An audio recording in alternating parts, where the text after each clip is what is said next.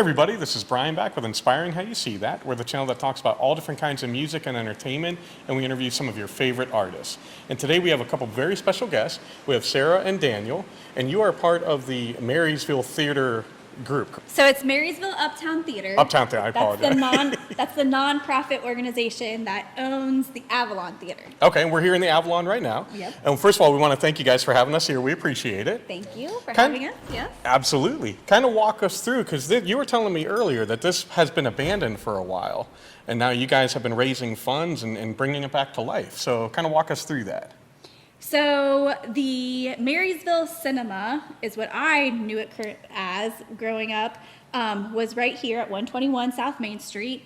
With a lot of historic theaters, closed in 2009 just due to the industry. Sure. And it sat dormant until about 2017, when a group of like-minded individuals started a nonprofit with the mission to build what we're in today. Okay. So we kicked off construction in 2020, and we're excited to announce our grand opening in August of this year. So, nice. Yeah. So tell me what you plan on doing here. Is it going to be movies or theater? What is the overall goal? I mean, the goal is to be a venue for the community, so Okay. the whole county. So our goal is to kind of bring all of Union County together, whether it's Marysville, Richwood, Fairbanks, Plain City, like all the surrounding areas together for whether it's a movie or a live performance or a concert or just Nice. really however we can best serve the community. Okay. Really. So the beauty of the arts in general. Yes, exactly. That's fantastic. And you were also telling us earlier that you have some summer camps with kids coming in, and just kind of walk me through how that's been.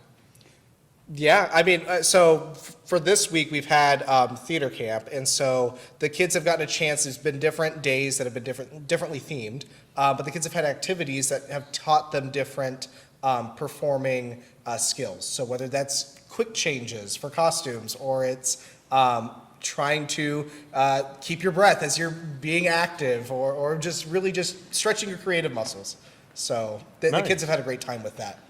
We also have a camp for older kids where they're learning a full stage production in 1 week. Okay. So tomorrow, Friday, they actually will take to the stage and do what they have learned throughout the week and perform for family and friends in the community. Nice. That's cool. So that kind of gets them used to everything that's going on with a theater, and if they're interested, continue going on. So that's fantastic. Yeah. We have lots of great local arts groups who use not only our stage, but Veterans Memorial, which we manage. And this is to get their feet wet, right? Because Okay. we want them to taste the arts for the first time Sure. here in our establishment, and then grow that love for the arts as they get older and hopefully like even into adulthood. Nice. Now, both of you been involved in theater or the arts your whole life, or how did you get involved in this? Well, I've been involved in arts basically my whole life. Okay. I do everything with theater. I like to direct and write and everything. So my whole thing is working with students and communities to create theater. Okay. That's where I come into play with this. Nice. I'm more on the administrative side of things. I have a fine arts degree. Painting and sculpting is my major, but I also have a love for fundraising and actually bringing the arts to communities such as Marysville. Nice. So I feel that, through fundraising and through advocacy, just making the arts available to anyone and everyone is important. Sure. So you wouldn't consider yourself a performer per se? Because what we didn't tell you is we're actually going to have you sing a cappella. No, I'm just kidding. And then every dog in the county will start howling. So no. So you said you remember coming when you were a kid to the theater. How does it look now? I mean, does it look similar to when you were growing up? So I do remember the theater. It was a 3-room cinema. So it was a little different. But what we did is we went back to when it was originally built in the 1930s, Okay. where it was a one-room auditorium with a stage and then also a movie house. So Okay. we went back to that. I don't remember the 1930s because I was not even thought of then, but but I Fair do enough. remember coming to it as a kid, and it's such a transformation, and we're so excited to have people come and, Sure. and experience arts here. Sure. As we walked around, you could see some of them, like you've got that, like you mentioned, that style still from the 30s, and that's cool. It's almost like you're stepping back in time.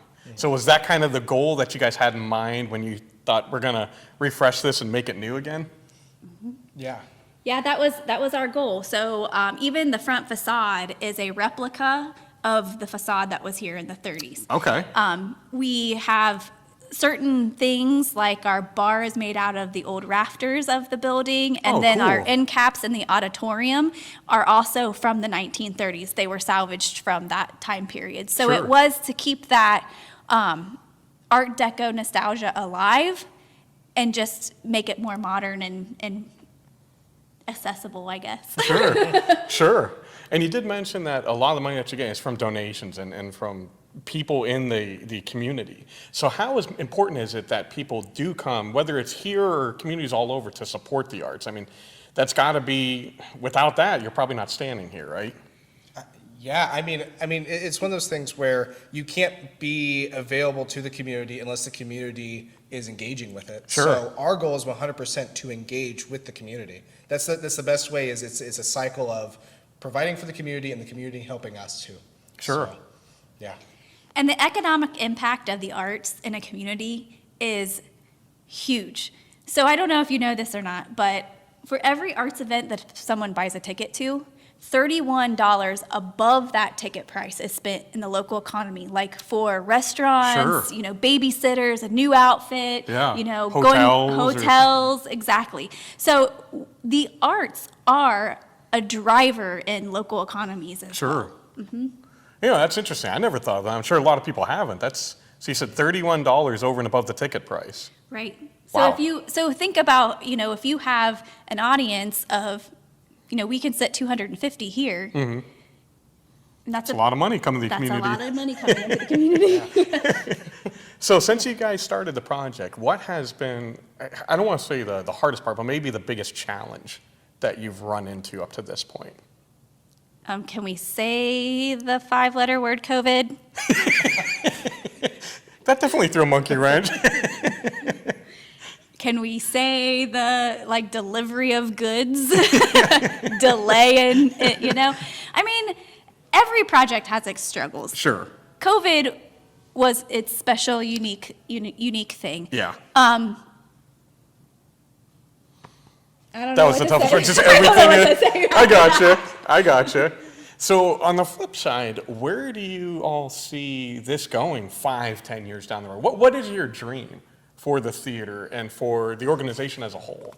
Well, I think just in general, our goal is to be a hub for the arts in the county Sure. and have the county flourish as a result. Honestly, it's arts are super important for mental health as well, and Yes. so with that, I think you'll see now is kind of the perfect time to have that focus on mental health and the self-expression, and having the arts available Sure. can help that. So Yeah. I think down the line is you're only going to see further enrichment of the community and further community involvement. And I think that can only be a good thing, really.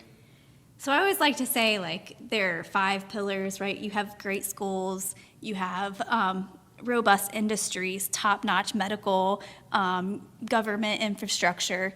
But one thing that makes the community thrive is the arts. Yeah, I agree. And so for me, it is, I want people to say, oh, what are we going to do on the weekend? Or, what's happening? Those type of conversations that are Sure. happening in the home. The first thing I want on the tip of their tongue is what's happening at the theater. Okay. That's awesome. Well, again, guys, thank you so much for your time. We appreciate it. Where can people find out more information about you? Yeah, I mean, you can visit our website at theavalontheater.org. And actually, right now, we're looking for volunteers, so go ahead and join us there. So, Nice. Is there anything else you'd like to say before we sign off? We just can't wait to see you at the theater. Awesome. Well, thank you again. We appreciate it. And thank all of you for spending this time with us. As always, we love you guys. God bless and rock on.